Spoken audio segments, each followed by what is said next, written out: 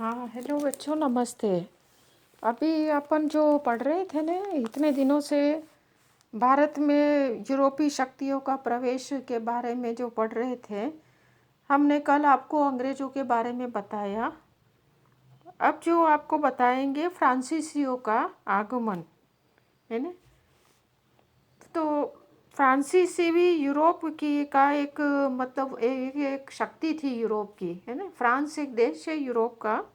और भारत में जो है फ्रांसीसियों का आगमन सबसे बाद में हुआ है न?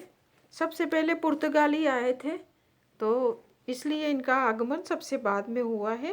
फ्रांस का राजा जो है लुई 14वां और उसका मंत्री कोलबर्ट दोनों ही ये चाहते थे कि फ्रांस में बहुमूल्य धातुओं का भी संग्रह बढ़े। इसलिए उन्होंने जहाज निर्माण उद्योग और विदेशी निर्यात व्यापार, जो विदेशी व्यापार को करना इन्होंने उचित समझा था। और सरकारी नियंत्रण में विभिन्न प्रकार के उद्योग भी उस समय स्थापित किए गए और इसी नीति के अंतर्गत व्यापारिक कंपनी भारत और पूर्वी देशों से व्यापार करने के लिए 1664 में स्थापित की गई थी। ये एक सरकारी व्यापारिक कंपनी थी। वैसे तो इससे पूर्व जो है 1604 से 9 के मध्य में 2 बार फ्रांस की सरकार ने फ्रेंच ईस्ट इंडिया कंपनी की स्थापना की, लेकिन कामयाब नहीं हो पाई।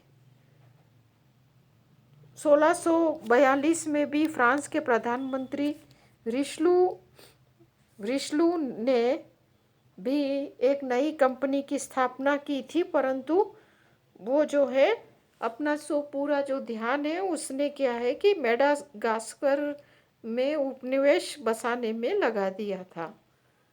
फिर 1664 में भी एक नई फ्रेंच इंडिया कंपनी की स्थापना की गई और इस कंपनी को व्यापार के साथ साथ उपनिवेश स्थापित करने और ईसाई धर्म का प्रचार और प्रसार करने के लिए भी कहा गया था। अब जो कंपनी थी 1668 में सबसे पहले सूरत में अपना पहला व्यापार जो है व्यापारिक केंद्र स्थापित किया। और ये जो थी 1668 वाली जो सूरत में कंपनी जो थी वो फ्रांसीसी कंपनी थी। फिर 68 के बाद 69 में भी मछलीपट्टनम में, फिर 74 में पांडिचेरी में, इस तरह से व्यापारिक को फिर है। इसके बाद चंद्रनगर में इस तरह से फ्रांसीसी बस्तियां कायम हुई और व्यापार ये लोग करने लगे थे। 1672 से 1713 के बीच में ये हॉलैंड युद्ध के बीच में ये फ्रांस फंस गया था। अब जो है इस तरह से जो हम कहते हैं कि लुई 14वां जो था जीवन भर युद्धों में व्यस्त रहा था, जिसकी वजह से फ्रांस की जो आर्थिक स्थिति थी वो बड़ी खराब हो गई थी और व्यापारिक स्पर्धा में भी वो अन्य के मुकाबले पीछे रह गई थी। तो परिणाम यह हुआ कि 1720 ईस्वी में एक नई फ्रेंच कंपनी खोली गई और उसे आर्थिक सहायता भी दी गई थी।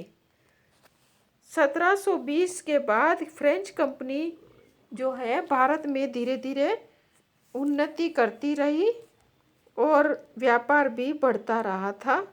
और कुछ देशों मतलब दूसरे देशों में, दूसरे स्थानों में भी अपने व्यापार को बढ़ाया था। किसने? फ्रांस ने।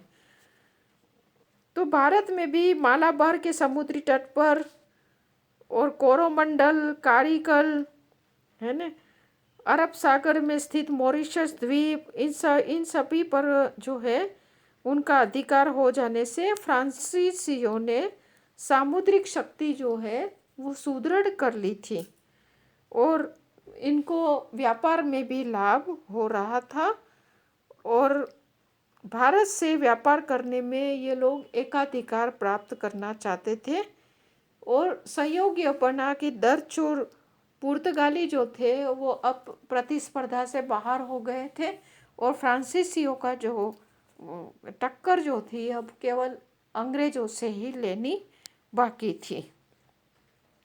तो इस तरह से यूरोपी, डच, अंग्रेज, फ्रांसीसी 4 यूरोपी जातियां जो थी भारत में आई और सभी ने अपने अपने व्यापारिक एकाधिकार स्थापित करने का प्रयास किया और इन्हीं व्यापारिक एकाधिकार में जो है डच और पुर्तगाली जो है वो पिछड़ गए थे।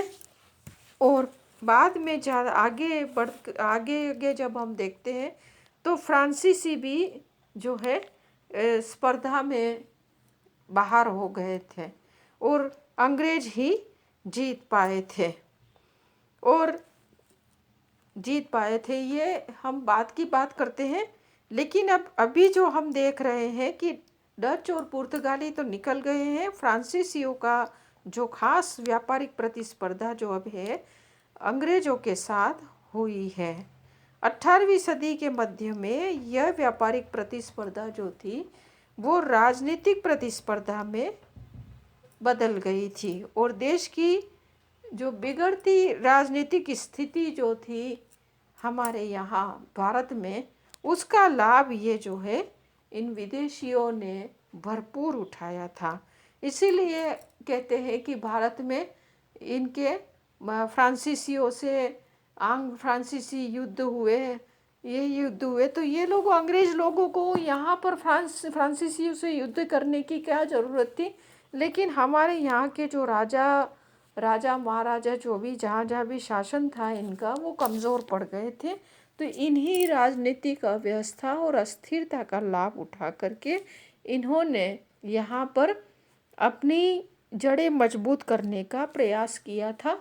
लेकिन इस प्रयास में सफलता अंग्रेज़ों को मिली थी और आपने देखा है कि अंग्रेज लोग किस तरह से भारत का शोषण करते थे और यहाँ पर गांधी जी ने कितने आंदोलन चलाए और हमें 1947 में हमें सफलता प्राप्त हुई।